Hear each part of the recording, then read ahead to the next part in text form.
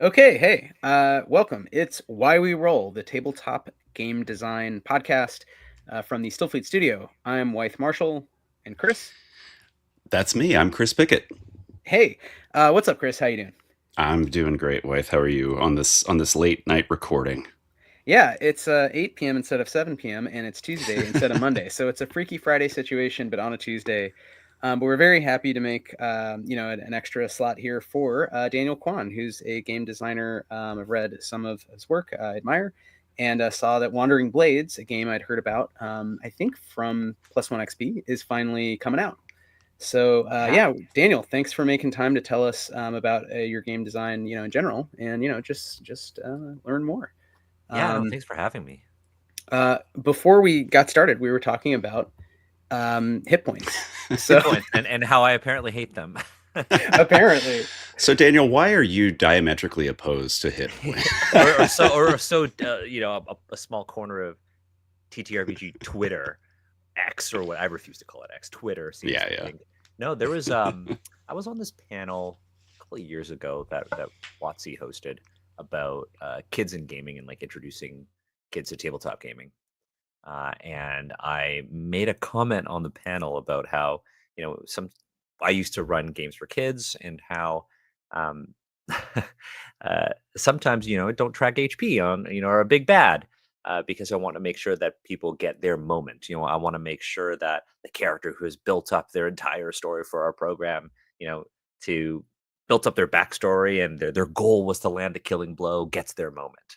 And this got taken out of context on Twitter and I got flamed. And I mean, like for days, people will be like, "Oh my god, this guy's the worst. Why does Wizards have him on their stream? He doesn't track HP. He doesn't follow the rules. This is wrong. This is not real gaming." And oh my god.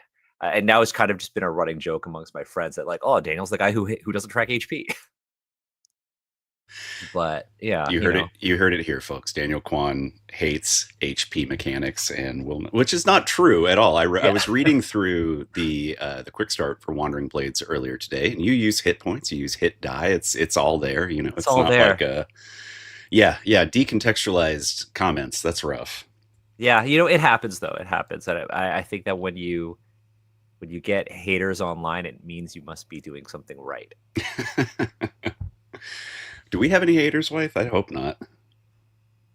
I mean, I don't know if we're successful enough. I think that's to me also a mark of this sort of churn of the market. Is that if you do anything, if you produce a signal, I mean, that's why I listen to a lot of the Dirtbag Left podcasts, and they're always pointing out one of the sort of it's not just Chapo, it's also like Minion Death Cult, etc. That all these Republican guys used to be Democrats, right? Like all the Trump Yeah. people now were Democrats and they all sort of are always selling some version of pills that make you live longer that are made from horse urine or something, and it's like this very reversible, flexible. Just they really do this kind of misreading of Derrida, like anything can be anything.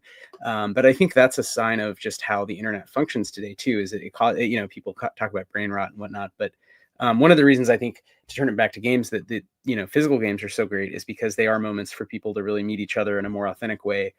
Funny enough, through pretend, through maybe opening Yeah. themselves up to play. And with kids, yeah. So it's fun to hear about like, oh yeah, so kids want to have a big epic moment. I mean, I think everyone does, and I think Yeah. Yeah. we all have HP, but I would say um, a lot of us don't really track it that well. Like, it kind of depends on the fight, but sometimes it's like, yeah, you killed that thing, good job, because you're doing it behind the GM screen, even if Yeah, I'm putting quote. exactly. It's like Yeah. you're setting up this epic moment, like everybody in the party is cooperating to help give, this one character the big epic smite, and they roll, and oh no, there's 1 HP left. What are you gonna be like? Nope, you don't kill him. Yeah, that Like, sucks. come on. That Legendary sucks. That resistance. sucks for everybody at the Yeah, table. that's not fun. It makes the combat draw out longer. It takes away the preciousness of that moment, of that narrative moment. And Yeah. and like I'm personally a big proponent of the kind of like OSR thinking around like, yeah, you should interact with the fiction. Like, rule of cool, all that stuff. If you Yeah. land a big hit and there's 1 HP left, just scrub that HP off. It doesn't matter. I think that's the entire OSR. It's like, oh, you don't like that rule, don't use it. Yeah, Oh, you that's like fine. this rule from this game? Bring it into this other game. You Yeah. say like that, this but I module, also bring it into this one. I feel like a lot of OSR people would be like, no, live and die by the rules. Like the rules, play a grindcore death, like what's it, high lethality game where But I don't think that's the if they have rule. one I hit think that's the point. experience. I think that's the experience because I think in the OSR, Yeah, like rulings over rules is so big. Yeah, that is a yeah, big yeah. tenet. But also, I mean, the OSR, whatever that is in reality, I'm reminded of the meme where the guy's looking at the butterfly and he's like, is this Oh the yeah. OSR? But it's not a monolith, right? There's different camps Yep. within that. Some people are going to be Yeah, more yeah. grognardy and want to be real crunchy. Other people are going to go for the narrative kind of experience and interacting with the fiction, all that good stuff. Absolutely. There's a matter of lexical interpretation with the Yeah. original game, the OSR version, and then now hopefully maybe this is a question, Daniel. Do you see yourself as part of the NSR or something new that's blossomed out of, or is it all just OSR, or is it all just classic having Oh, fun making shit I up? feel like this would be my new HP flaming. Oh no, yes, you heard I it feel like this would be my here. new HP. No, I am a big fan of the OSR. I've been a fan of OSR products and that sort of like experience since not as long as I think most people, since 2018. I picked up my first OSR product in 2018. It was like at Gen Con. I got the early versions of Mothership, and that kind of got me into it. Like the aesthetic, the vibe, the design of Mothership is incredible. I mean, I would consider myself just like a game designer who appreciates like the OSR, who appreciates like story games. I definitely think that um, my own sort of design sensibilities tend to kind of sit kind of in the middle. Mhm. Like there's certainly like NSR parts of my design. There's definitely OSR, but then there's also like story game, and then there's some trad. Like my favorite tabletop RPG is D&D 3.5. Hell yeah. Really? Okay. But All then right. that's not for everyone, but it's just the one I have the most nostalgia for. It's the Yeah. one that I played a lot when I was Yeah, for sure. younger. That's my nostalgia game as well. Is Hell yeah. like 3 into 3.5, a little bit of the like first inklings of Pathfinder, but that's the sweet spot for me. Where I mean that's how I got into tabletop games in general. Yeah, it's not for everyone. It's definitely got like a high barrier to entry, but once you're in there, it's just going through the motions. It's like, oh, I know what to do. I know what to math. I like the build craft of 3.5. They're like, okay, well, if I start at this, then I have to take this many levels in this, then I could prestige class into this. And it's not for everyone though. Yeah. But But it's definitely you've something got I your enjoy. equations. Yeah. It's like I see all of the variables floating around in front of me. Again, the meme of just The meme. like math equations floating around Daniel Kwan's head. Okay, well, speaking of early how we got into tabletop role playing games, let's contextualize Daniel Kwan. Daniel, who are you? What are you working on? For folks that don't know, for folks that don't follow your work, what do you got going on? Yeah, my name's Daniel. I am a game designer, podcaster, cultural consultant based in Canada. I've worked on over 40 tabletop games as like a freelancer or as a creator. I got my start playing tabletop RPGs over 2 decades ago, playing 3.0 at like a museum. Actually, I learned how to play D&D at a museum here in Toronto. That's pretty cool. That feels Yeah, very unique, actually. it I feel was like it was super cool. It was probably yeah. it was really funny. Actually, that at the time of this recording, I actually went back to that museum to do a talk about game design Nice. Oh, for yeah. kids. Yeah, so I live in Toronto, and there's a museum here called the Royal Ontario Museum. It's actually Canada's largest natural history and cultural history museum, like combined. It's one of the biggest museums in the country. And when I was like a young kid, my mom signed my brother and I up for a Dungeons and Dragons summer camp there, and not knowing what D&D was.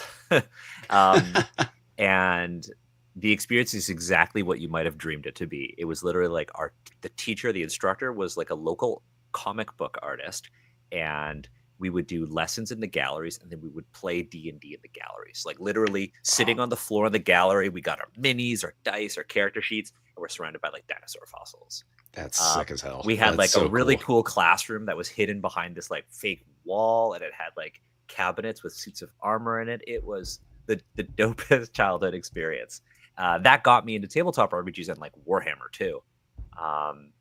And learning to play in the museum kind of got me hooked on that sort of industry. I ended up actually getting my first summer job working at the museum doing D&D. My first summer job as a teenager was playing Dungeons and Dragons at a museum. Oh my God, what a that's what a a great flex. Yeah, it's a great job. And this was before the whole That's pro sick as GMing thing. hell. This was before pro GMing was even a thing. And went to school, I got a degree, and then when I was in grad school, I needed to work because universities don't pay you when you're in grad school. Yeah. And so I got a job teaching at the museum. And so I took over the Dungeons and Dragons program. Amazing. So I had a lab in the museum, and then I would go and I would teach kids programs on like the weekends, the holidays, and the summers.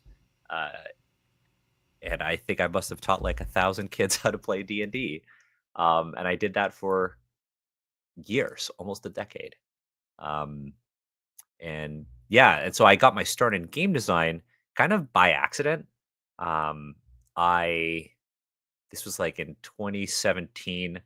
I wanted to teach World War One, like do a lesson on World War One, because Remembrance Day here in Canada fell on a Saturday, and I was teaching a class, and so I wanted to actually have all of my volunteers and my staff run a collective World War One tabletop game, and where we would all be in different like squads, and we would have this cool shared narrative around a big battle that would be the focus of our lesson for the day.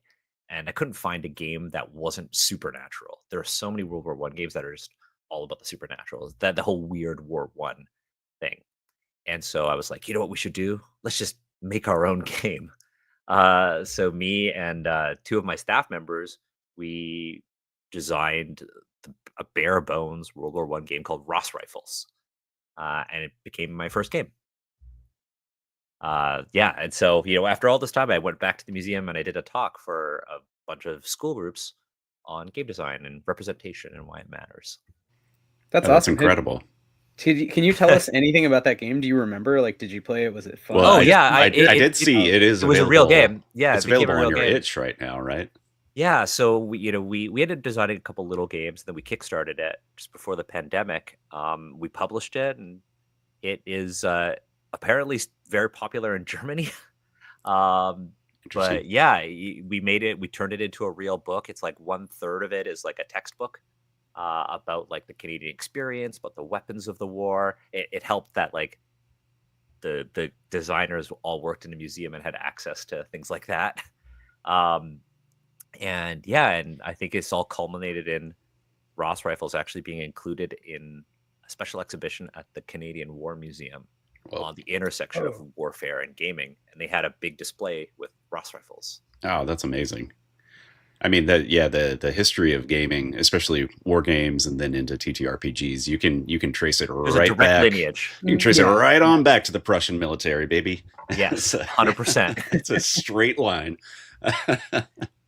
And economic sims, it turns out, like left libertarian early computer scientists. It's the whole thing is really wacky, but that's so cool, Daniel, that you were able to like work at the museum and then make a game kind of relate, and then have it featured in a probably different museum, but still like, have that kind of through line to your craft. So it's interesting how sometimes these themes are more diffuse, and sometimes they're like, no, museums are great. I mean, I know you've done other things, but to provide that kind of foundation. So that's really cool. Maybe can you tell us a little more about so going from Ross Rifles, like, what next in terms of game design, and what leads you to, what we're gonna spoiler, we're gonna be talking about Wandering Blades and the campaign. Yeah. Foot. Well, as I was working on Ross Rifles, at the same time, I started a podcast, like so many people do. What? Yeah, I know, right? Started a podcast with a friend of mine named Agatha, and it was called Asians Represent. And we're still making the show like 6 years later. And so started, this podcast about Asian representation in like tabletop games. Decided that we would interview other game designers and stuff like that, and it kind of helped create this like brand for us. And this led to like opportunities. And when you work in tabletop games, it's very decentralized, and a lot of the work that you get is through word of mouth, especially as a freelancer. And so, one opportunity led to another, and then COVID happened. And then we started streaming. We had the brilliant idea of reading Oriental Adventures cover to cover live. Oh, ouch. And that, in hindsight, maybe wasn't like the greatest idea. It caused we got a lot of hate for it. But it started a conversation about like what good representation looked like in the industry. Yeah. And at the same time, I had an opportunity just before the pandemic to start working on Candlekeep Mysteries with Wizards of the Coast, which then turned into like a ton of other opportunities afterwards. And it's just kind of been this sort of like wild ride. Yeah. Nice. Can I ask who gave you flack for reading through that? And I'm assuming, reading it with a critical lens and yeah, we were reading it with the critical lens and reacting to it live. A lot of the people who you would expect to give us flack for that. Sure. Yeah, without saying anything. A lot of the people who's just still on Twitter, I guess. But yeah, we got a lot of flack for that. We got a lot of flack for like speaking up, and I think when you love something and you hear people call it out, you naturally get defensive. Yeah, it seems that people do, for sure. Yeah, but I mean, it makes sense to do something like that if you're going to read through it. And I admit I've not watched and listened to all of that, but there's like 80 hours you should. Yeah, I was going to say, like, you're going to find faults, obviously, but you're also going to find probably some touch points or things of interest, right? It's not just, you don't do that much work out of pure hate if you're like a sane person, right? You're doing it out of a kind of like, okay, what would I do different? Like there's something generative or interesting. There's a grit that makes the pearl there, right? And I think that's one of the hard things with design versus like fandom is like when you're making stuff, you're always kind of like taking apart, even if you really like the last thing you did, you're like, I can do better, much less something maybe 40 years ago that was not good.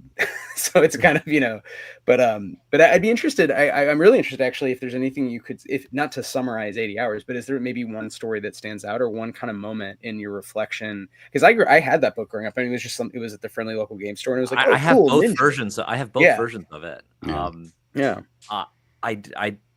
don't think there's anything particularly redeeming about it. Okay. Yeah, that's fair. That's fair. I mean, it's the kind of, I'll give them credit. It was made in a day and age when there wasn't really the internet, and it was cobbled together using whatever resources they had, and a lot of people didn't have a lot. Asian representation in media and scholarship wasn't really a huge thing in the West, and so it is a product of its time. I personally don't fault anybody for like enjoying it or owning it. I mean, I own it. But that doesn't mean that it can't be criticized. Yeah, I mean, there's literally a town in the setting called Tsingtao that makes beer.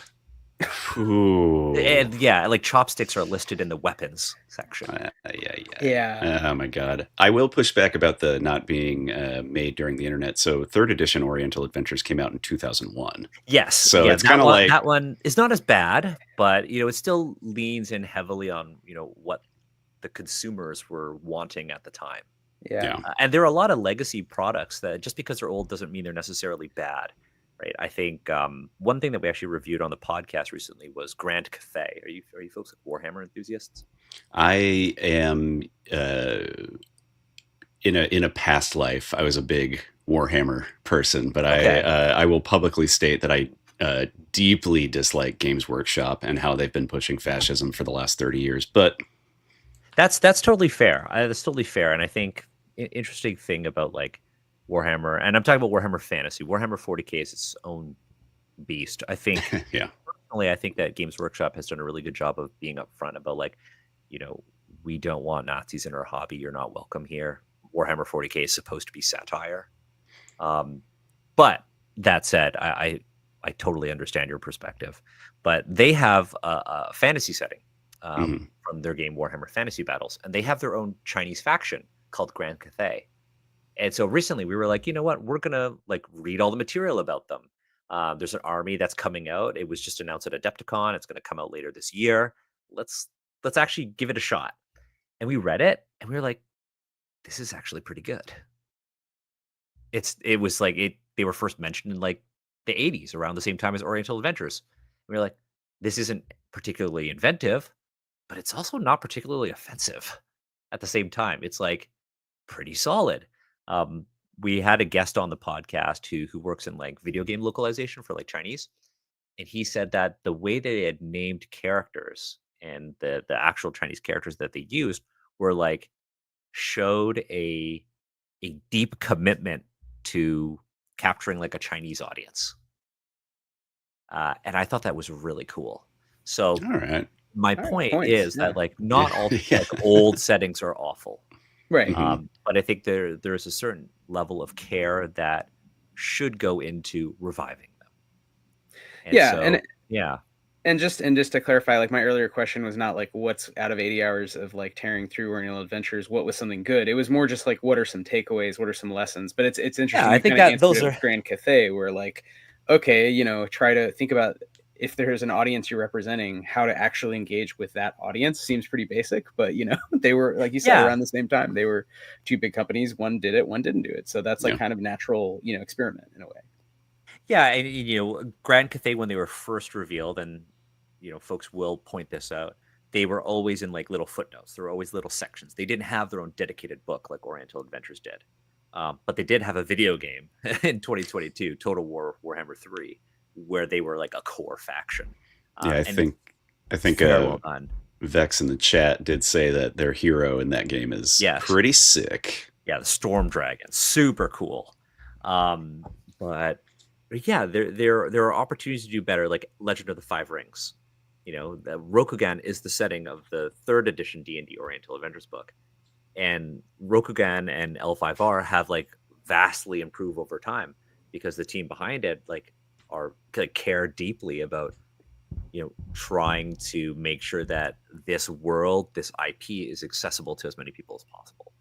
Totally. Well, that's something I want to ask about.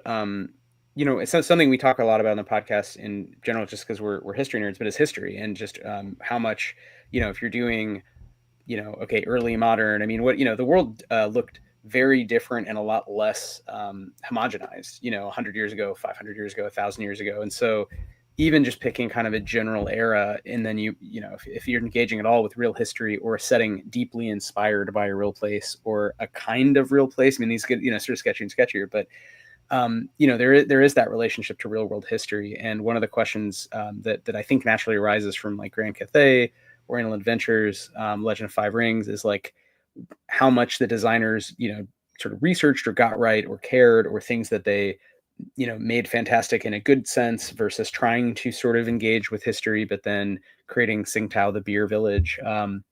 And I wonder how that's again kind of how do you sort of view, I guess, history and culture and representation in your own work, which is a massive question, I know, but like Huge. again, Yeah. maybe I mean, this can come back over the course of the thing, but if there's something jumps to mind. But no, I think there's no matter what we do, no matter what we create, there will always, our experiences will always bleed into our creations, right? You enjoy something growing up, and it's going to be a part of your design. Like for me, I love D&D 3.5, and the things I design, the things I enjoy reflect that, right? I am, like a Chinese Canadian, and I purposefully include a lot of my culture and my experiences, in my work, whether intentionally or not. I mean, I started a whole podcast about Asian representation in games, um, because that's important to me. Uh, but I think, the one thing that I always tell people, whether I'm working as like a cultural consultant or, I'm working, somebody's just talking to me at a con, or I'm just hanging out on like a Discord server or something like that, is like when you start a project, it's really important to ask yourself why you're making certain decisions, right? Why you want to use this theme, why you want to represent a culture that's not yours. And one thing I will tell people is that I'm not here to police what you create. Uh, all I ask, and I think all everybody asks, is that you reflect on why you're creating something and if it can do harm to people. I think that's the answer that I will always give to a question like this, right?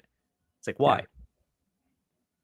Yeah, no, that's a really elegant encapsulation, and I think touches on some of the other conversations we've had, but I think is really maybe one of the best put, response when we sort of think about, history and other cultures and basically what are we simulating, right? Because it's so hard. I mean, honestly, from a very generous perspective, when you're designing games, you're choosing what to simulate.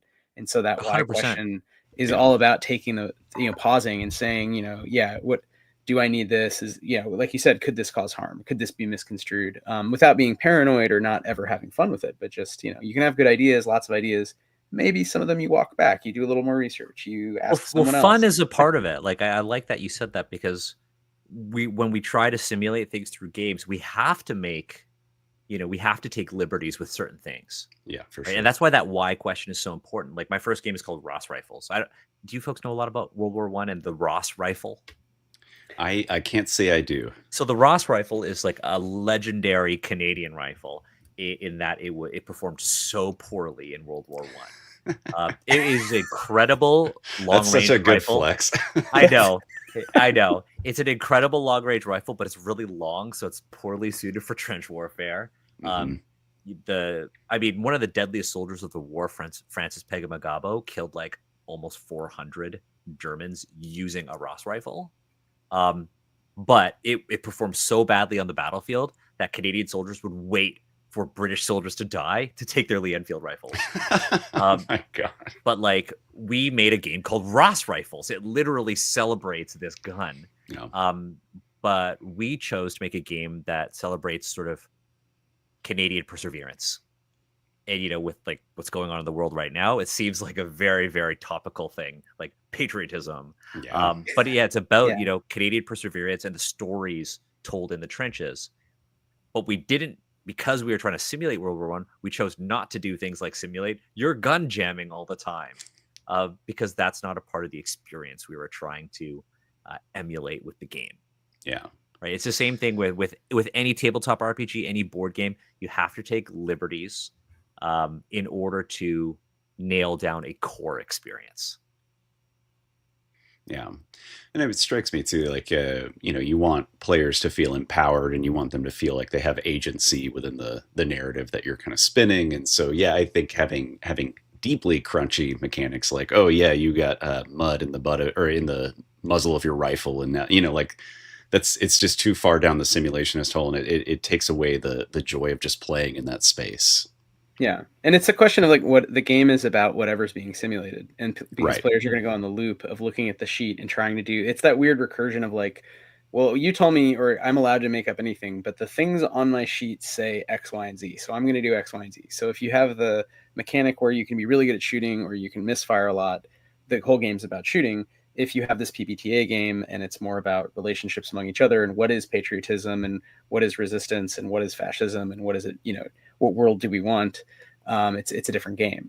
And so I think that's always really interesting with any, especially with combat, which is so core to so many RPGs, is like what thing about combat are you simulating? This goes back to the hit point discussion and whether Yeah, exactly. crack health or you have wound states or something. But I think this should all lead into, obviously, because now and again we can talk more about This is a intermediary great things. segue, by the way. This is a great segue. You're working on a game that I believe has some lethal. It's literally the first three word lethal wuxia melodrama. So it sounds like there's some combat to be simulated, and probably, and this maybe is one way to frame it, is what's left out of Wandering Blades. How do you figure out what the game should be and what should it not be? If that's not an unfair way to pose it. No, this is something that I brought up. I forget which podcast I brought it up on. But there's like a term called the fruitful void in role playing games, and it essentially represents the space between the rules. Right. The idea is that your tabletop RPG is not only made up of the mechanics you design, but the parts of the play experience that aren't covered by the mechanics, but are still important to the experience. Right. So in many games, like the fruitful void is like romance. Like people might not explicitly design romance. For me, Wandering Blades, when I started designing it, I wanted to make a game that emulated the sort of classic wuxia cinema of like the 60s and 70s, like the Shaw Brothers movies. like the early John Woo films, the Sui Hark films. And so I wanted to design a game about violence. And I wanted to leave space for people to interact with other parts of the genre in their own ways. And so for me, the things that I didn't design are like the drama mechanics, because everybody will sort of engage with that in their own way. But also, wuxia media is so varied that I wanted to be like, to use my advice earlier, really upfront about the experience that I am supporting with the mechanics that I've designed. And the experience that I'm supporting is highly lethal, tempo-based combat. And that's what I really like. I love that. Yeah, that's a big part of the design for Danse Macabre, the game that I've been working on for a while as well. It's just like combat should be central in some ways, but also making it so lethal that it's also avoided most of the time. That's And exactly what I'm doing with Wandering Blades. yeah, and Because, like, you never explicitly say to avoid combat, but there's a deep implication that like if you get into combat, your character will probably suffer. Yeah, or or like, opening spaces for punishment. So you could play it straight and it's monsters and heroes fighting, but you can also open up a space where you're very, very likely to die. And it feels more like that Walking Dead pressure to, okay, I need to escape combat, which is to me, I Yeah. always harken back to as a kid playing Call of Cthulhu and thinking is so much more fun than D&D because it was more lethal. And I think sometimes, you can have games that allow you to do both, or you try to ride that middle line where you're allowed to go in whatever direction your group, is going to find fun at that moment. Mhm. yeah, like for me, I love the idea of characters being like very powerful and lethal at the start of the session. Mhm. And when you engage in combat, you lose a bit of that lethality as you interact with the systems, like you do in a fight. Every little cut, every little exertion of yourself lessens the next possible, like, violent output that you have, Mhm. right? And so you have to think very carefully about when you want to engage in violence. Also, in Wandering Blades, you don't level up by killing things; it's all narrative. Because again, not everybody wants to have combat every single session. But when you do have combat, I want it to be meaningful, and I want there to be a reason why you did it. Yeah. Yeah, and I feel like in real life you don't level up by killing; you lose your sanity, and like Yeah, it's very sad. So exactly. it's I'm not going to go lose- on and start like grinding by just like killing bandits and getting right. Killing bandits is such a weird, like, especially, I mean, but even in the early modern, frankly, that was like a particular job, and like I think certain fiction, I'm sure there's equivalent texts across various traditions. I'm thinking of like Blood Meridian, which is well into the modern, but the 19th century, capturing kind of guys who were killing bandits, i.e., like basically doing a genocide against, Apache and other indigenous people. And it's like they're all insane and they're just going more insane. And you're reading this book of these people going insane. And it really highlights that link between violence and losing something, violence and loss, or violence and a void. Whereas in D&D, as a kid at least, my experience of 2E and then 3E and 3.5 was violence was rewarded. And the more violence it did, the void was filled with gold and treasure and discovery. Right. And it was kind of, it was fun. I mean, we're kids and it's still fun, but it doesn't seem at all now thinking about it, saying it out loud. It's like, wow, that's really unrealistic. But Usually when you do violence, you're punished. That's why people like the gold for XP experience, because you could obtain gold through violence, or you could obtain gold through wit. But both have the same sort of like end goal of cashing it in for XP. Right. Well, also the gold for XP thing. It to me, it makes the game solely about the loot. Yes, that's a different experience in itself, right? It's just personally less interesting to me, but I do see it as like a viable alternative to like, yes, you get experience for murder. Yeah. Well, we kind of jumped in, but Daniel, I think it's probably more useful to you and more fair, and also for those listening who just aren't familiar yet, to step back and just say, what is Wandering Blades? How did you arrive at your new project? I first encountered it as a +1 XP physical zine that was cool, and I think Richard suggested I pick up, and I did, and I enjoyed it, and I thought, I should talk to Daniel. Seems like a good writer. It's an interesting setting, but yeah, I'd love to know sort of all about the project, and it's it's currently happening, right? So there's a couple Yeah. points there, but I think maybe Origins can lead into the present, perhaps. Yeah, Origins. It was 2 years ago, January of 2023, when Wizards decided to do the whole OGL thing. I had originally been writing like a shinsha, so like a sort of like I guess the equivalent of like high fantasy, uh, a shinsha campaign setting for 5e that I was using for my like home D&D game. And then the OGL thing happened, and I kind of found myself in like a place where I was like, I don't know if I want to design a D&D thing anymore, and I want to try doing something different. And so I hard pivoted into wuxia, which is next to no magic slash fantasy. It's almost like grounded fantasy. Chris and I were talking about this earlier, and yeah, so I started basically designing a game out of this sort of OGL drama that was happening in the industry.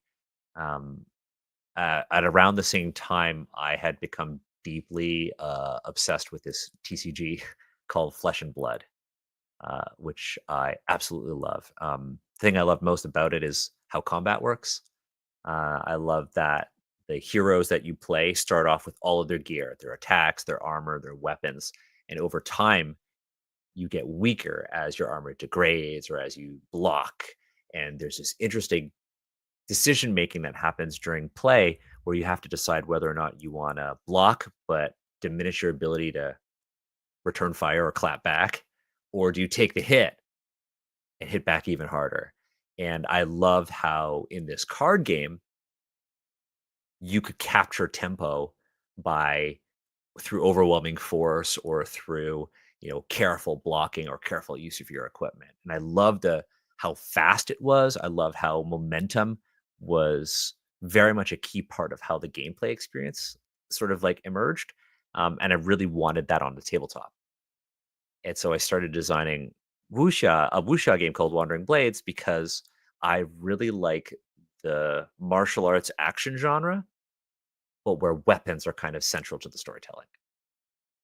Because I think that in addition to martial arts styles and techniques, weapons are a huge part of a character's identity, and I just think that they're cool. And so that's how Wandering Blade started. And so I kind of went down this rabbit hole of designing an RPG that essentially is a generator for action movies. Yeah, so going for like very cinematic kind of action and Yeah, very cinematic, but also strategic. Because I Mhm. think when a lot of people say cinematic, it means that there are no mechanics. Mm. But for me, I wanted something right in the middle. I wanted it to feel cinematic. I wanted it to be engaging, and I wanted it to feel natural. So if I'm attacking you, your instinct is, well, I want to block. And so that should be a mechanic in the game. And so combat and Wandering Blades is like player first.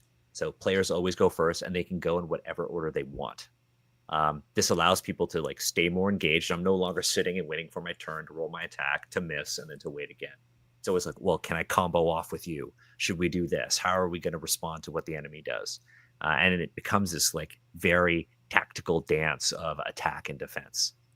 And so I landed on a system that emulated everything that I wanted out of a tabletop RPG.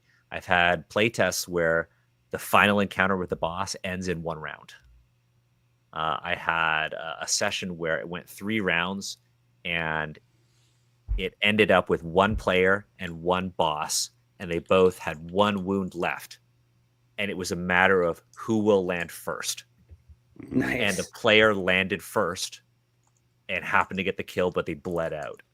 And it was like super cinematic in the way it like played out. And I absolutely loved the tension that it kind of like brought to the table, because it's like, who's going to go? It's almost like we're playing mind games in combat. Like, what's the GM going to do? Is Daniel going to save his reaction to block, or is he going to use it to attack twice? Sort of thing.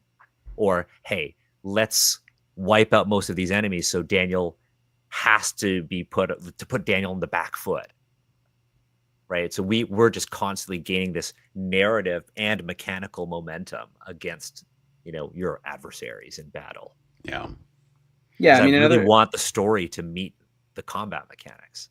Right, and that's to me is what makes a good. I love action movies, and I grew up just I love all the old martial arts movies in general. I mean, I think Golden Harvest was our way in, but I mean, certainly then I ended up seeing a lot of stuff that by the Shaws and others. But it's like, I think so much of that is about stakes and about making things, no matter how by modern CGI standards hokey looking, feel very real because basically, like you said, there's some interesting scenario. Just what you said, you kind of lean in. There's two guys, they each are about to die.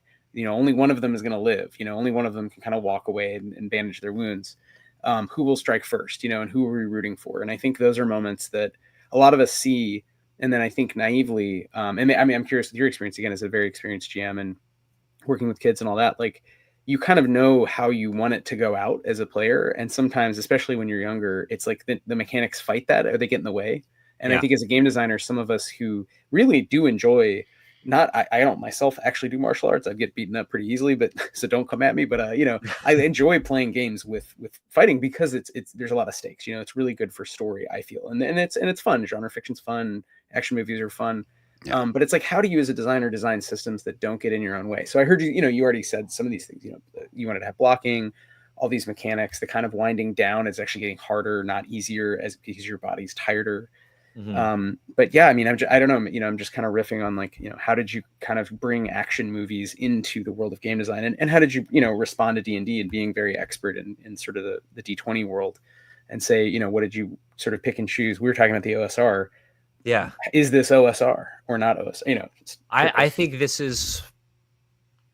OSR because I want it to be OSR, to be honest. Yeah, I like that answer. Fair enough. I think it's OSR in that it's high lethality. I think it's OSR because it's a toolbox experience. I think it's OSR because you're supposed to seek solutions outside of your character sheet. But I also think that's where it's also story game, right? And I think that's also where it's a little trad because you are enabled to be strong in combat, unlike many OSR games. For me, the exercise that worked really well in designing this combat mechanic is actually watching movies and playing video games. At the very start, I wanted to decide on like my design pillars, like what I wanted Wandering Blades to be. And it's many of the things that I already said, right? I wanted it to be dangerous. I wanted it to embody old school principles, like, again, emergent narrative and like sort of challenging open-ended storytelling. I wanted a toolbox experience, but I also wanted combat to involve skill. I wanted to reward system mastery, but I also, and Tony from Plus One really loved this when I pitched Wandering Blades to him, I wanted to have a fast time to violence. I wanted, like, almost like in sales, time to value. I wanted to have a fast time to violence. So I wanted there to be a fast onboarding to the combat system. So I wanted people to be able to, in very little time, engage in really compelling and beautiful violence on the tabletop. And so when I had these sort of like key pillars or design principles in mind, I started working on like the flow of combat. What do I want the players to be able to do? And as I started drafting out the system, I would watch movies and gameplay from video games that I wanted to emulate to see if the system would do it. And one of the video games that was a huge influence was actually not a wuxia video game, but like sort of like a Japanese sort of like historical fiction game, Ghost of Tsushima. Oh, love Ghost of Tsushima. It's a great game. So I would play Ghost of Tsushima, or I would watch high-level gameplay because it's better than me, and I would watch frame by frame if my system could emulate that. So Wandering Blades has stances, just like that game. There is like a particular flow to combat there where you need to kind of be, fast and push the pace. And so I would watch movies and I would watch video game gameplay to kind of capture what it is I actually wanted out of those and how I could replicate them consistently in a tabletop environment. And then I landed on the mechanics for Wandering Blades. That's very cool. I tried to do a playthrough of Ghost of Tsushima with the one hit kill mode. Oh God, Have you ever tried it's that? so hard. Well, but it also like it's fascinating because it does simulate, I think, a lot of the same things that you're trying to get to with Wandering Blades and for me with Danse Macabre, where it's like, yeah, combat is fucking terrifying. It is Yeah. terrifying. Like to know that like one sword stroke and you're game over, like it puts this real pressure on you to either perform really well in combat or just to avoid it altogether, which is what I ended up doing. It's just like, how can I Yeah. do everything without fighting every single person I come across? Yeah, or how can I get through a fight fast so I don't expend all of my resources? Right. Yeah, or how can I define a fight differently? Like Vex is Mm. getting at in the chat, but also has been my experience GMing and getting better over time with GMing, where it's like long dragged out fights where you have to kill all of the goblins or whatever, the bandits. Yeah, can I just Both kill the are- leader? Yeah. Or like, can I not be a psycho? Like, do I need to kill all these people, or can I like Yeah. defeat them and be like, okay, are you guys gonna like fuck off? And then they're like, okay, I don't want to die, because in real life, most people, if you like knock, you basically beat them up and you have them at gunpoint or sword point, like, what's the likelihood they're like, no, I'm chaotic evil, I will fight to the death? Like, that's just so silly. And I think there's so many other opportunities to kind of take that basic insight and turn it into like, okay, does something interesting in the environment change or the story change where both sides sort of stop? And I find that a lot with Stillfleet, where it's a fun kind of way to pull the rug out from players who do want what I associate more with other dark sci-fi games, is like, we're going to fight all these aliens to the death. And it's like, no, in real life, the aliens are very smart. Like they like pretty quickly get the gist, and they're like, okay, let's do something else here. And they leave, they make a deal, they change the environment. There's like spookiness, and violence is real and it's a threat, but you're not grinding against kind of set piece battles. And I feel like there's something about good action movies that are constantly evolving, and there's a dynamicism to them. Even like very fighty ones, high body count, John Wick, there's kind of a constant, well, I need to go over here now, I need to go over here. There's kind of goals and movement. And I think any system that makes players stop and think about it and not just kind of grind through because they need XP. I mean, it's a basic insight for this audience, but Totally. it sounds fun. I want to play it. It does sound fun. We have a question in the chat from our good friend Taylor, who is asking, Daniel, what were some of your key film references? What was appealing about them to you outside of video games? How much time do we have? As much time as you want. So there were like a couple. Not all of them are wuxia. I'll start with the wuxia ones, and then I'll go into the non-wuxia ones. First was a movie called Shadow. Shadow came out in 2018. And it is probably one of the artsiest modern wuxia movies. It features like a whole faction of characters who use umbrellas that are made of blades, and they could shoot them at people. Oh, it's incredible. That's cool. It's really cool. It's so also, good. and my recommendations are all going to be accessible films, whether legally or not. So Shadow, really, really cool wuxia movie. Another one was called Come Drink With Me. And Come Drink With Me came out in the late 60s, I think in like 66. And it was one of the most influential wuxia movies of all time, and it was like the pinnacle of the way in which they were shooting and telling wuxia stories at the time, which featured sort of like women as protagonists, fighting against patriarchy and like oppressive governments and stuff like that. So Come Drink With Me, and then another film called Dragon Inn, which was also by King Hu, the director, that also came out at that time. Were all really influential on me. I really liked how these were wuxia movies that were made on like shoestring budgets. Violence was like core to them, but every single fight had a purpose, either in portraying a character a certain way or establishing a threat for later on in the story. Really, really important movies for me there. Another one was a film by my favorite director of all time, John Woo. I love Hard Boiled is my favorite movie of all time. Hard Boiled is so good. And I love John Woo so much. I started a new podcast actually called John Who. And we're watching all of my co-host has never watched a John Woo movie, so we're going one movie at a time.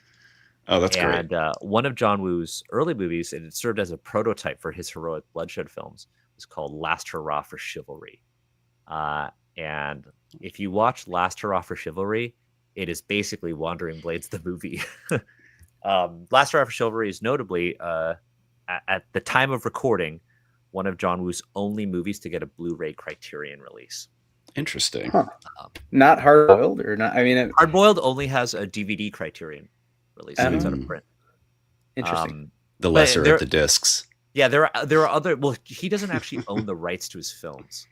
Oh, really? Yeah, he didn't own the rights to his films for a really long time. A construction company owned them, and they kind of like sat. That's why there are so many different DVD releases for his movies, because nobody was enforcing the IP.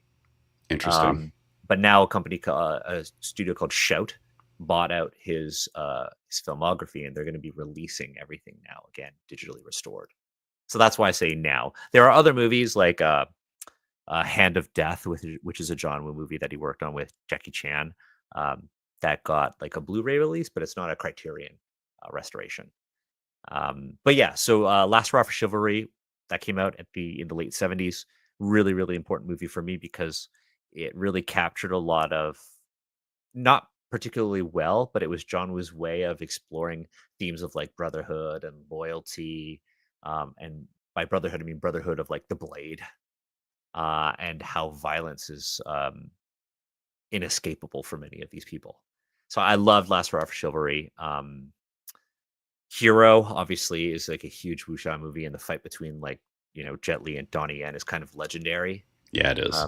And that pacing and that back and forth is what I wanted to emulate as well with Wandering Blades. I think that movie also did a really cool job of using weapons as a way of framing a character's personality. Yeah, that's something I can't remember, Daniel, if we were talking about this shortly before recording or if it's come up in the course of recording, because my mind is mush. But yeah, I think something that you said earlier was that you wanted to focus on weapons, and it seems to me that like, yeah, the weapon that a character chooses in a wuxia film or that they're using defines so much of who they are. Well, if wuxia is a genre, one of the things, like, I mean, there are differences between a wuxia movie and like a martial arts movie, right? Mhm. In wuxia movies, the characters are typically people who are like wanderers. They have like their own code of chivalry, but they're often portrayed as like swordsmen, or weapon users. So weapons Right. are a core part of the genre itself. Yeah, and I think there's parallels, and they're all culturally distinct. But I mean, there's parallels to the picaresque tradition in Spain and France, and then broadly West Europe, that informs ultimately, D&D. And then I talk a lot about, just because I was reading those books saying, oh, these are actually really rad. They're actually better than I think a lot of novels today. Books from the 1700s about guys in the 1500s, or it's always like looking back a little bit, but it's about people displaced by what we now say capitalism, colonialism, people who were soldiers who left these horrible colonial armies. And became brigands. They became the bad guys, but they're the bad guys from the point of view of sensibility, rich assholes, right? So they're kind of the good guys to us, if you're vaguely on the left. And I think maybe there's some parallels there. And then I also think of like, there's filmic traditions, and again, it's different. And Japan was a colonial power, but like, kind of movies about Ronin, right? And like people again who are part of the military caste, and they're kicked out for whatever reason, and they fall, and there's that kind of idea of like who has the ability to move, which often travels restricted, right, in these settings. Who has weapons training, and who has some sort of, and this is where I think the filmic part is really interesting, who is just like destined to die, like who is kind of driven towards some like revenge or some dark destiny. And I think that kind of mode of almost like melodrama is really important to some of these movies. And is a little bit not in classic Dragon game to me. Like, I don't think the instructions to be like an Elven Ranger, they don't come with that tinge of like, your Elven Ranger is definitely gonna fucking die. Like, it's like, explore the world, do anything. You're a superhero. It's more like you live forever. You're immortal. Yeah. Yeah. Elves. Yeah, I think one last movie, one that I love, so much that I actually rewatched it with some friends 2 days ago, is actually a remake of The Dragon Inn, the one I mentioned. There's a remake starring young Donnie Yen as a corrupt eunuch, but it is extremely good. There's a scene where a character gets the flesh and everything stripped from their hands so that they're just a skeleton, and they impale someone with their bones. Hell yeah. It's awesome. It's a vibe, but I love Dragon Inn, and then the 1992 remake, New Dragon Gate Inn. Nice. Circle See, of- that was Fede Alvarez missed a perfect opportunity in Alien Romulus to stab the xenomorph with the bone hand. I don't know if you've seen that, Daniel. I love that. So my partner and I have been we watched Alien Romulus, and then we went on a Predator binge. Oh, Watching nice. everything Predator. I love Predator. Alien Romulus is so Another character defined by their choice of weaponry. their choice of weaponry Is and their the- code, the- and they're also their code of honor. Yeah, Also, yeah. I will say this. I was talking about this with some friends. John Wick is a really good wuxia movie. I agree. It's just wuxia with guns. Yeah, yeah, yeah. Because not only is it all about the weaponry, but it's about their codes of honor, the brotherhood of assassins, Yeah.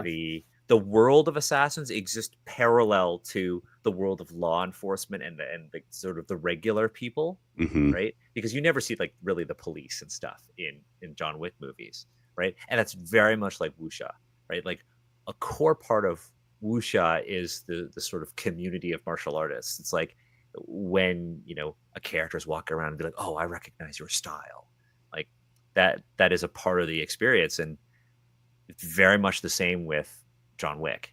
It's like Yeah. everybody knows John. Everybody knows that you don't. There's no business on continental grounds. They have their own currency, like these coins that make no sense. Yeah, they Yeah, make no one- sense. They make no sense because they're symbols. Because they're Right. symbols. It's like, yeah, one coin is one stay at the hotel, but also one coin is to get rid of a dead body, and 3 coins gets me this new handgun.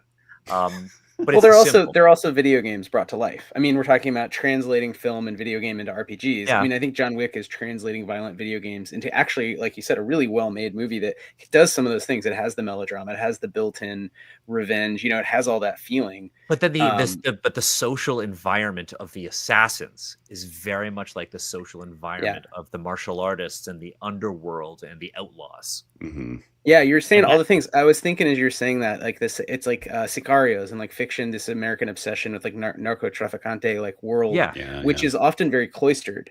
And there's kind of two strains. There's the kind of realist strain, which I don't think is like wuxia, but then there are movies and properties, and even before, think of like ridiculous things like Way of the Gun, or we were talking about on Left of the Projector, Equilibrium. And Yeah, the gun Oh kata. man, Equilibrium. Gun kata. Gun There's kata. that idea of Oh, like this What a great cloistered movie. community of assassins, and in all these movies, and especially John Wick more than any, because it's so good and so ridiculous. It's like if you did the math, you're like, wow, 1 out of every 10 people is a professional assassin. How is anyone on Earth alive? Like literally. because but- they have but these, but they have these codes of honor, right? Sure, exactly, and that's it. That it's not random violence. It's fantasy in the sense that everyone's an assassin, but there's also fantasy systems and codes of honor and all that. So Yeah, and that's why again, John Wick is a wuxia movie with guns. Yeah, yeah. I would go so far as to say that John Wick succeeded where Equilibrium failed. yes, yeah, I think that's Yes. fair. Yeah, They were trying to be a wuxia film, but also like kind of weird right wing Big Brother, yeah, weirdly coded. Anyway, whatever. Yeah, they Listen- would try this listen whole, to like, Left of the Projector. panopticon, like they wanted you to like suppress your emotions, and this is what happens when you feel, and no Yeah, art. yeah. They were Yeah. trying too much. They were. There's a lot going on. So back to Wandering Blades. I think maybe it'd be interesting to hear a little, just because we're going to run out of time. But Daniel, I want to make sure people get a sense of like how the game plays. So we've talked a little about combat, but what are who are the characters? You're kind of leading into this with their wanderers, and they have trained some sort of weapons training. That they're capable of doing things. But one thing that stood out to me is there's not many sort of classes. I mean, it's sort of low fantasy in that sense. Like you said, There's only no 3 magic. classes. There's 3 classes. So can you tell us a little about sort of the play loop from the sort of player perspective? Yeah, one thing that I think is really important is that like the way that the classes play out in Wandering Blades is like my sort of like Chinese diaspora interpretation of wuxia media, right? Like somebody in China who consumes wuxia media there and is born and raised in China is going to look at this very differently. But for me, there are 3 classes. One is the Yosha, which is like the knight errant, right? You're like the classic wandering hero, and you protect the innocent, and you're the You're the character that walks into town, and when you see, a corrupt noble, you're going to step in and stop them from stomping on some like kid who stole bread, like that kind of character. There's the outlaw, so the outlaw could be the notorious assassin, or the bandit lord, or the black market merchant, or the thief. And then there's the scholar, and the scholar gets a vocation, so they're either like a detective, which is a trope within wuxia, or they're a physician. And what I wanted to do was also, like, I should step back one moment and say, early in the design process, I wanted to be really clear with myself about how long I wanted people to play a character for. If you're going to make, like, somebody asked me this on a podcast, and they asked, like, why didn't you make, or I think somebody asked me this on the Kickstarter in the comment or something. It was a very thoughtful comment, but they asked, why are there only 5 levels for each character? And why don't you want to support long-term play? And I essentially said, because I was inspired by a lot of these films, I wanted people to play one-shots or maybe a couple of sessions in total. But also because if you're playing a game that is highly lethal, you may never reach level 20. Yeah. And so having fewer levels sets the expectation that these characters, at least the stories in which we tell about them on the table, they're fleeting, right? And this again interfaces with the mechanics, the high lethality, and everything like that. Yeah. And just real quickly, it's kind of the difference between prestige TV and a good movie, where a movie ends. I mean, a good movie can be 3 hours long, but it's usually kind of better if it's 2 hours long, an hour and a half. Prestige TV can go on and on. So it's somewhat just that experience too, how much you want characters to feel like they're living out an epic that has a, parabolic, goes up and goes down versus, the elf that gets to be level 20 and kill God, Yeah, that's not what this is, right? This could be like, hey, we're going to play out an action movie, or we're going to have 2 really good seasons of Andor. Yeah. Right? Like that's kind of how I see it. And so with these classes, I wanted to have a lot of build variety. So you could play a game where all 5 or 6 players are all the same class. They're all the Yosha, but every single one comes from a different martial arts temple, like a different school, a different sect, and they all play differently in combat. They all have different signature weapons. Or you could all be outlaws. One person could literally be an assassin. One person could be a bandit. One person could be a thief. You could have a party that has 2 scholars. One person is literally a detective, and you're here to solve crimes and support your team. And another could be a physician who kills people with pressure point strikes. That's so good. But even though there are 3 classes, there is like an immense amount of build variety. And because the game has a short sort of like, not a product lifespan, but your story doesn't go indefinitely, I want to encourage you to go back to these classes and try to build something different, but also look beyond what the class features are or what's on the class table. Yeah. It's why in the game, the first thing you do is actually create a name for your character. It was pointed out to me that this is very odd. I was on a podcast and they said, it was really odd that we started by making a character name. And I had never thought about it, but like after reflecting, to me, it's so important to pick a character name, especially within this genre, because your name reflects everything about you. Yeah. Yeah. Because I mean, it's not just a name, right? It's an epithet. It's yeah. And that helps you descriptive. narratively think about like, what are my character's drives? What's my keepsake? Who am I connected to? What is my backstory? And then how can I use the mechanics of this class to then flesh out this idea that I have of my character, not the other way around. Yeah. It also is interesting thinking about those great moments when there's movie studios producing groups of films that are similar with a stable of actors, but each is distinct. And there's different, so you can imagine the directors as GMs. Let's say you have 5 friends and they trade off GMing, and there's roughly 20 people playing who are the actors. But every time they're going to play through an arc, whether it's 1 session or 5 sessions, they're being a different character, and they're able to rotate through and sort of see different sides of the world. But it's not meant to be one-to-one, or it's in the same extended universe. It's not that Marvel idea that's that hard linkage. It's a much softer way of just saying, look, this is a genre we're all interested in, we're exploring it, and we're kind of building it together. And I think you have seen that in the history of film, and people talk about, everything from, I don't know, spaghetti westerns to, again, we're talking about certain studios that made really cool epic martial arts movies. But I think that's a cool, different approach, as opposed to either you have to play a campaign and it's always the same character, or it's just a one shot.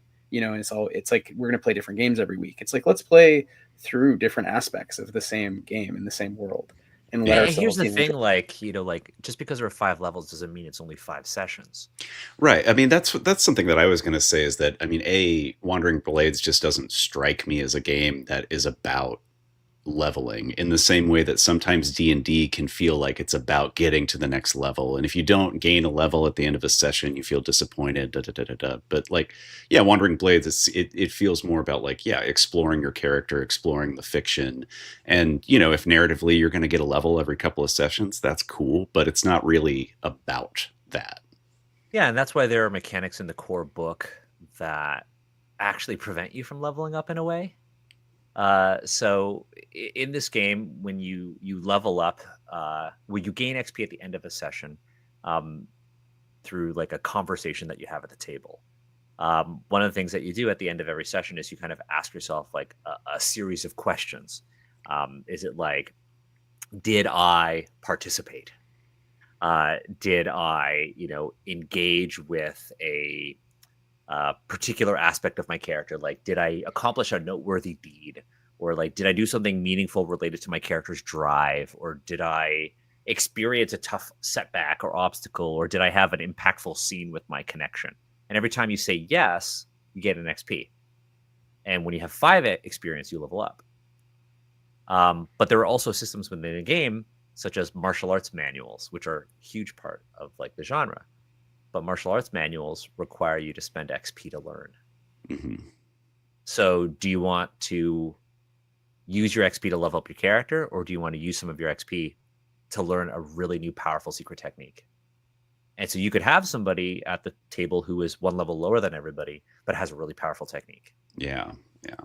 And so that's why leveling isn't actually super important, because it is not core to, like, gaining the level is not what's actually important. It's how you gained it through the storytelling. Yeah, I love that. And I love having different pathways for like what advancement looks like. Not even talking about leveling, but like, how do you advance your character? How do you advance their story? Yeah, that's very powerful.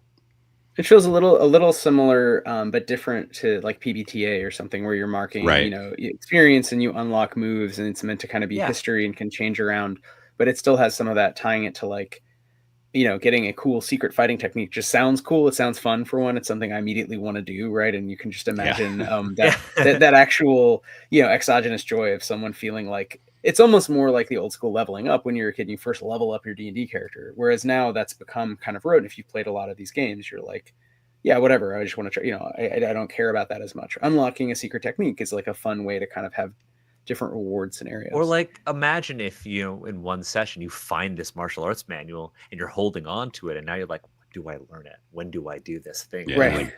When do I dedicate, and this is something I'm working on right now, when do I dedicate my downtime to it? Yeah. It's like, wuxia is like, you can talk about OSR games, there is no gold for XP like loop in this game, because that's just not what you do in wuxia. Right? It's not about dungeon crawling. It's not about getting treasure and amassing wealth. Right?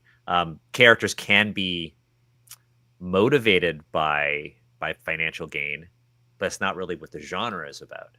And so it didn't make sense for there to be this loop of gold for XP. And that's where like the story game kind of comes into play. It's like you role play for XP in a structured way, and you hold yourself accountable to it by talking about it at the end of the session.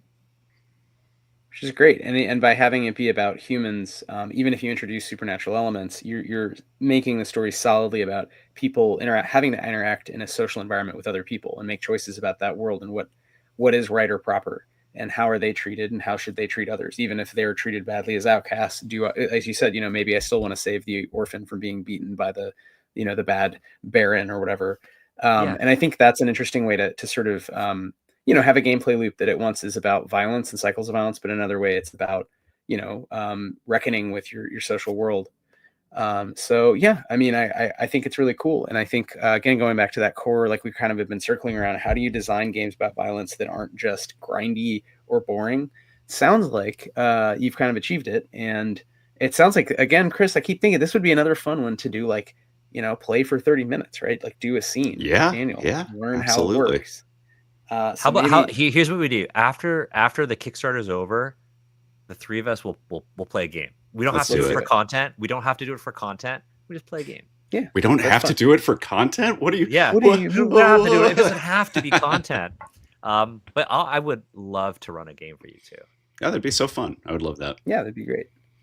But yeah, Well, after the Kickstarter, you should get some rest for. Yeah, after the Yeah. Kickstarter, I am unfortunately, now that we're funded, I'm like, okay, we're still pushing. But Yeah, now yeah. I'm thinking, what next? What am I going to do after this? Speaking of which, there's a Kickstarter. Yes, yeah, there is a Yes, Kickstarter. importantly. So before we let you go, I guess let's do at least one more. Let's do so Kickstarter, maybe real quickly, or what can people get? Like, what are some exciting things? Again, less like selling a product and more like I'm curious, as we've created these, you've created games. What are some fun things that this enables you to do, or fun things you've discovered in the product design process, if that makes sense, separately from the game design process? Like what's bringing it to life now? It's different than the zine. It's different than a quick start. Yeah, it's just so expanded rules. Like, with this Kickstarter comes like expanded rules for like the core rule books. You can get a physical book, you can get a PDF. We're actually doing acrylic standees for Nice. all of like the classes and stuff, because there aren't wuxia miniatures out there. Yeah. And so, we're doing acrylic standees, we're doing like, art cards. We just hit our first stretch goal, which means that we're going to get 2 zines. Nice. Both digital. One zine is a collection of essays about the wuxia genre.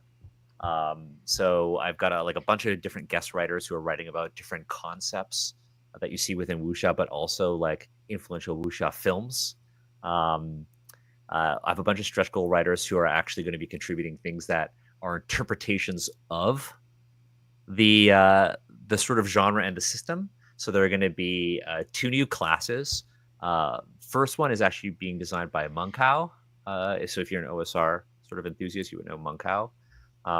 Like Reach of the Roach God, Thousand Islands, stuff like that. Very talented creator who is actually going to introduce a class inspired by the Kunlun, which in wuxia media and like sort of fiction, and then in historical China was a term used to describe like dark-skinned Chinese people, but also foreigners with dark skin, and notably from like Southeast Asia, who were brought into China. And there was like a famous story called Kunlun Nu about a dark-skinned vassal who helped save his retainer's wife. But it's a wuxia story. And so I think this is an opportunity to basically have underrepresented cultures sort of like have their own place here. So our first stretch goal, we're going to get us a 4th class.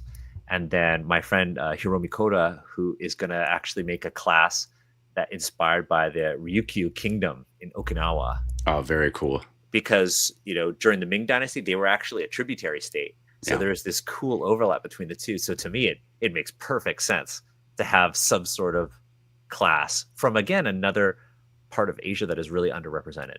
Mm-hmm. Like we see a lot of samurai stuff, but is there anything about Okinawa? Yeah, you don't see a lot about Okinawa, and that opens up so many interesting narrative possibilities around like peasant resistance and exactly, which is so very cool. much about like wuxia. Yeah, and so like I want this supplement to be an opportunity to kind of show people how they can engage with this. So like I have another contributor, Jonathan Mendoza, who there's this movie that I really love. It's the best action movie that came out last year. It's called Twilight of the Warriors Walden. And the pitch gets everybody every single time. I've never had somebody be like, nah, that's not for me. It's a wuxia movie set in the 80s in the Kowloon walled city. Oh, done. I'm in. You see, I'm every single time. In. Let's fucking go. You have like 1980s Hong Kong fashion. You got guys with mullets and mustaches, swords, pipes, AKs, fighting in the close quarters of the Kowloon walled city. Yes. But also doing wire fu. Yeah. Nice. It's incredible. That's amazing. I've actually, like, in my heart of hearts, wanted to play a game set in Kowloon Walled City for such a long time. That is very exciting to me. And Twilight of the Warriors Walden is a wuxia movie set there. So Jonathan is going to be actually helping me design firearm rules and an entire sect for the Yosha dedicated to gun fu. That's awesome. So Let's go. and then we have another freelancer named Wythe Marschall, who's one of the designers of the Stormlight RPG. And Wythe kind of pitched to me the idea of bringing in an additional sect for the Yosha, inspired by Kalari Payatu, which is an Indian martial art. It's actually the oldest surviving martial art, and I think some scholars suggest that it's actually the progenitor of like Shaolin Kung Fu. Interesting. And so the idea here is, because there are so many connections between India and China, why not have a sect enabling people to play as a character from South Asia with weapons from the region too? Yeah, that's amazing. Yeah, and so we have a ton of other stuff, additional adversaries, weapons, items coming to this stretch goal, and we're on our way to our next stretch goal, which is additional art by the artist Lee, who is super talented.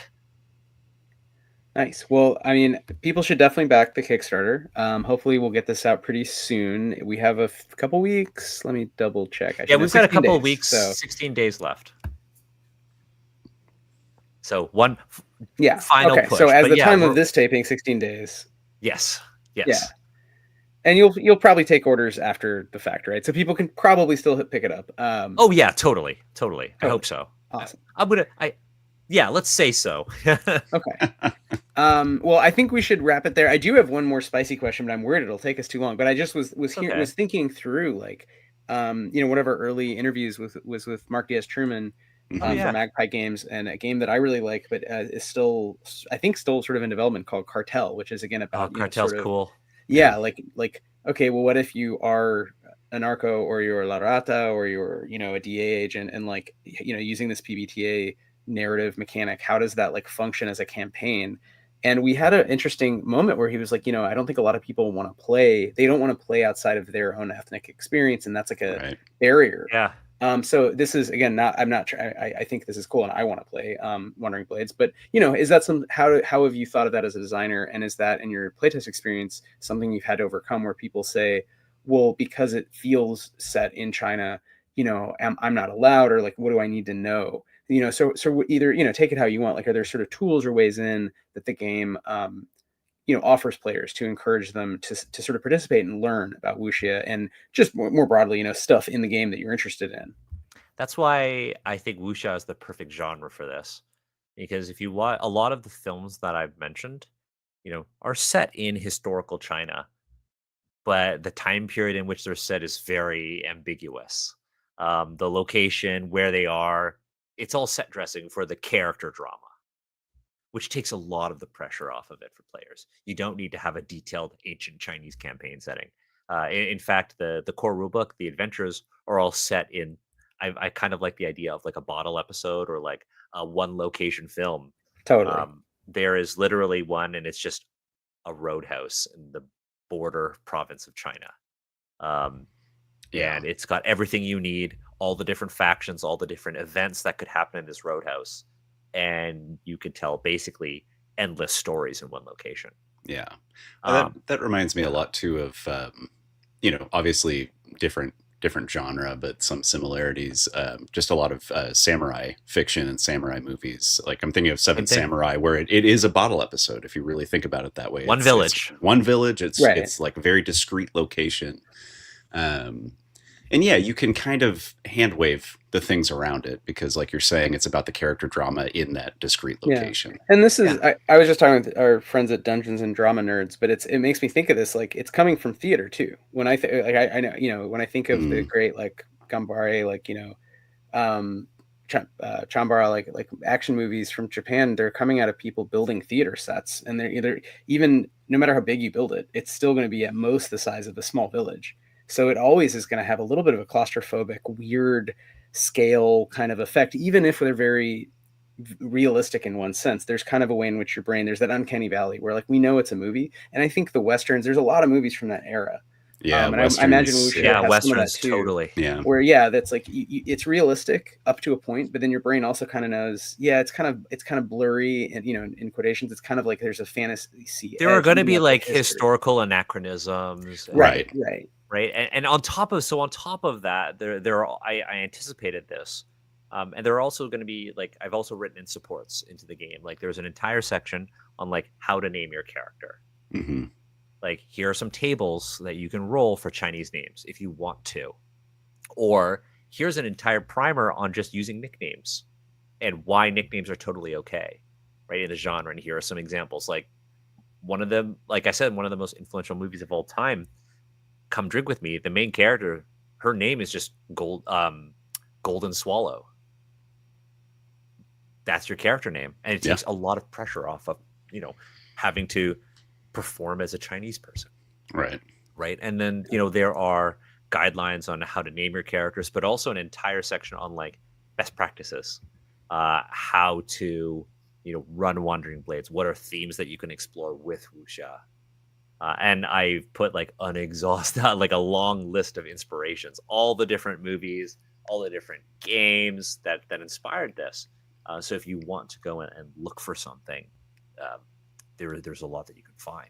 Yeah, excellent. I knew you thought through this. Yeah, yeah. I'm a big fan of appendix ends. Yes. Just as again, just having context for what you're looking at and being able to explore the genre on your own without I'm not here to police your game and be like, oh, that's inaccurate. Right. That's the nature of tabletop RPGs, right? People are going to play the game the way they want to play it because it lacks structure like a video game.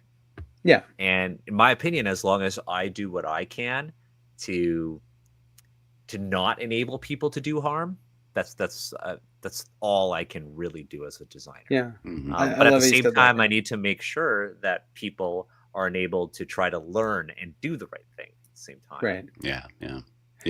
Giving people the tools. It's education and plausible deniability. right. The perfect mixture. And that's art.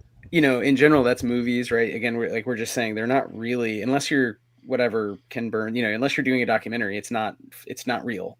Like fiction, when you read novels, it is that trick of like, on the one hand, it's just a story, but on the other hand, you are getting in someone's perspective. The author, at least, was alive in a certain place and time. And what if they were somewhere else on Earth and they lived 100 years ago? You're going to be experiencing pieces of that, regardless of kind of how fictional, their work is. And so I think games have a little bit of a quality, like you're saying, it's a little bit of a trick, and it's a little bit of a, protecting yourself as a creator, but also you do want to educate people, lead them in. And at the end of the day, I really like how you said it. It's just, hey, am I doing harm or is this good fun? And I feel like most of us, you can kind of tell the difference, right? If you're not like a crazy person. So totally. That was, I really appreciate, Daniel, all your advice and spending time with us. Very much so. Chris, do you want to take the final question? Oh my God, I would love to. Daniel, where can folks find you? How can folks support you? And where do you live on the internet? Right now, I live on Blue Sky. So you can find me on Blue Sky at Daniel H. Kwan. That's Daniel H. Kwan. You can find Wandering Blades at wanderingblades.com. That's where you can back the Kickstarter. Very excited. We're going to be launching a Discord server soon. Discord makes me very nervous because, it's a lot. But we're going to be launching a Wandering Blades Kickstarter very, very soon. Back the project. And if you can't, I totally understand. But spread the word.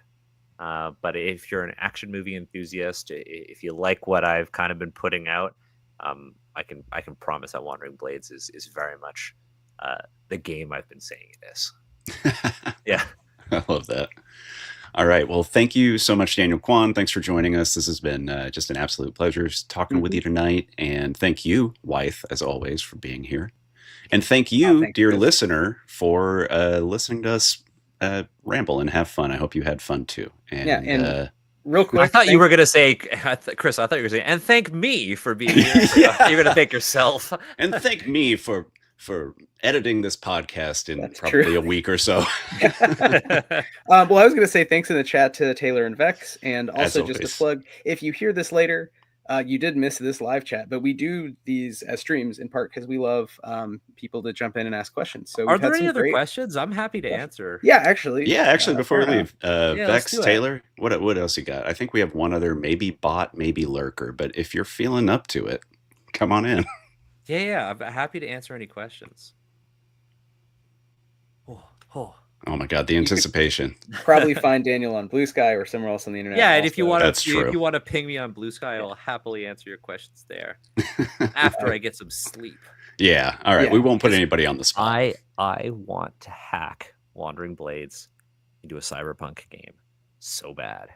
What? Well, we Let's gotta go. Like I Daniel. want to make a super violent cyberpunk game about mercenaries, like operators, like cyber ninjas. Like I want to do this so bad.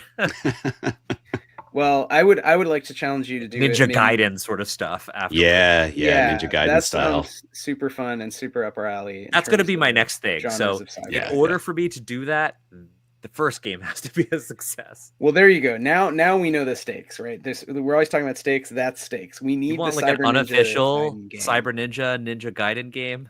You gotta make Yeah. sure the wuxia one happens. Oh, we do have questions. Oh, okay, let's do it.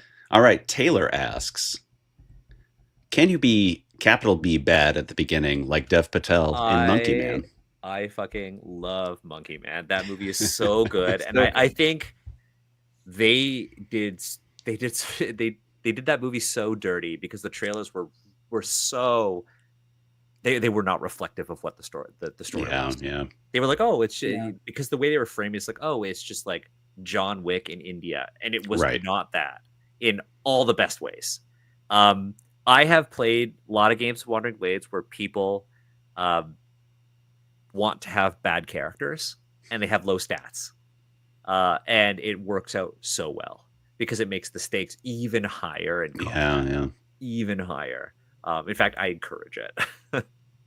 That's great. I also love that as a trope in martial arts. I'm 100%. especially thinking of things like Old Boy. Man, I'm really tired. Sorry, guys. I've had 6 hours Old sleep. Boy, But- that fight scene in the hallway. Yeah, the hallway. So there's a whole genre, and again, I think there's certain, even like the raid has elements of this where like basically all of the combatants suck. Like everyone sucks. Maybe the hero's good. They have something they're good at, but they're not actually like that deadly. It's just that like they're fighting normal people, and it's sort of the non-stopness. Which I actually like sort of even more than John Wick, the kind of old boy crushing, just like guys are trying to hit you with a hammer. And you're like, fuck, I don't get hit with a hammer. Yeah, that shit sucks.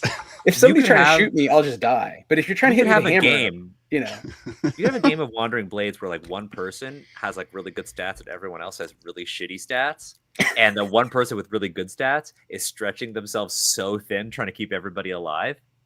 And that in and of itself is like highly cinematic. Yeah, It's that just sounds like fun. the raid. It's literally just like the raid because Iko Yeah, Uwais, yeah. the character, is trying to keep everybody alive. That's awesome. so good. So And then we already have like 10 more ideas. Oh, I'm sorry. yeah. Chris, go ahead. Sorry. The other question, and I think this is specifically for Wandering Blades, but Vex asks, how easy is it to change genre in the game? Because they are thinking of playing wuxia as queer anarchist crust punks because they are also named after small animals most of the time. 100% easy, like super easy. That's one of the reasons why I wanted to have this stretch goal kind of like create classes that were kind of outside of the expectation of wuxia to kind of show people that like, hey, if you want to make games where you have like highly capable combatants, you can do that with this system. I was on this podcast called the Character Creation Cast, and at the end, one of the co-hosts was like, "Oh my god, this would make an amazing magical girl RPG." Oh, Like Sailor Moon. Because your martial arts techniques are just like, hey, these are your things. So you could do Kamen Rider, like the Super Sentai genre. Oh my god, Kamen Rider. Sentai. Oh, this This is would a be an Sentai incredible game. Sentai game, right? That All would right. rule. All right, Daniel Kwan, we're going to do Elden Ring. You could do non-content. Elden Ring too. We're The doing only yeah. thing I would do is game just instead of Sentai. techniques, each weapon would have its own like the Ashes of War, I like the Ashes of War. Yep. Ooh, and then instead of assigning them to characters, you assign them to weapons. hmm that's So cool. you could That's- 100% do Elden Ring too. That's something I'm playing around with in Danse Macabre. Actually, is because in grid system games, you have like different your skills are called powers. So having certain weapons that have a specific power that's associated with it. So if it's like a very large axe or a bardiche, you have like your classic kind of like cleave in D&D, where it's like you're just swiping that thing and hitting everybody around you, things like that. But yeah, I love tying the technique to the specific weapon. I think that's very cool. Yeah, it can be tied to the weapon. The technique is not just martial arts. It's like how you engage in above average violence. Mhm. right? It could be like, hey, I'm my Sailor Moon technique. It could be, like my different transformations if I'm Kamen Rider. Yeah. It could be so many different things, or it could be, if you make it like a, like Naruto, it could be my ninjutsu techniques. Yeah. Yeah. Like you could just make a single class and just have it have so much depth that you only need the one class. Like if you were doing like a Naruto game or something like that. But yeah, it's very easy to apply to other genres, and that's the byproduct of me being somebody with ADHD and having lots and lots of interests. Yeah. And how there are so many things that aren't wuxia that inspired this. Like I love anime. Like I love Demon Slayer. Yeah. One of our stretch goals is actually a Demon Slayer class, but it's a with the serial number shaved off. Yeah. My breath technique. Yeah, by my exhaling technique or something like that. Like a totally focused breathing. Yeah, but like you could definitely apply this to a lot of genres as long as violence and combat are kind of core to the experience, and that you're okay with having character death. Love it. Love it. Well, I think we heard it here first. We're gonna get one day, if we all have to back Wandering Blades, because we want to get the Cyber Ninja Gaiden version. We also are gonna maybe play a game where it's a Super Sentai version. Hopefully, Daniel, you'll GM that. It does not have to be content. I want to make that so bad because my partner and I went to Tokyo this past winter, and we very specifically went to the Kamen Rider store. Hell yeah! Because we love the new Kamen Rider series. Kamen Rider Gav is so good. It's all food. It's all about food. Oh, really? Yeah, he eats the main character. He eats candy and snacks, and he his body produces these little they're like minions, and he sticks them in his transforming belt. And if he eats gummy candies, he has gummy armor. Or if he eats marshmallows, he's like the Hulk, but he's made of marshmallows. Or if he eats chips, he's got swords. Or if he's chocolate, he's just tequila from Hard Boiled, but with guns that are chocolate bars. It's fucking rad. It's really fucking cool. Rad. And they actually, when he first transformed into this form, it is shot for shot the hospital scene from Hard Boiled. Nice. Kamen Rider. It's incredible. It's incredible. Well, amazing. I don't think we can top that. So I won't even bring up. We have a bunch of ideas. Daniel Kwan, thank you for joining us. We'd love to have you back. And even if we don't have you back on this show, let's play some games. Let's play some games. Let's 100%. I mean it. We'll play. Blades. Hold me to it. Follow up with me, and we'll play Wandering Blades. We'll make after it happen. The campaign. We will after the campaign. Yeah. Thanks for listening. Thanks for the special edition, Chris. Thank you for editing this podcast sometime in the near future. Good night, everybody. I'm going to click end stream. Is that good? I think we lost Chris. Chris is frozen. All right. Thanks, Vex. Thanks.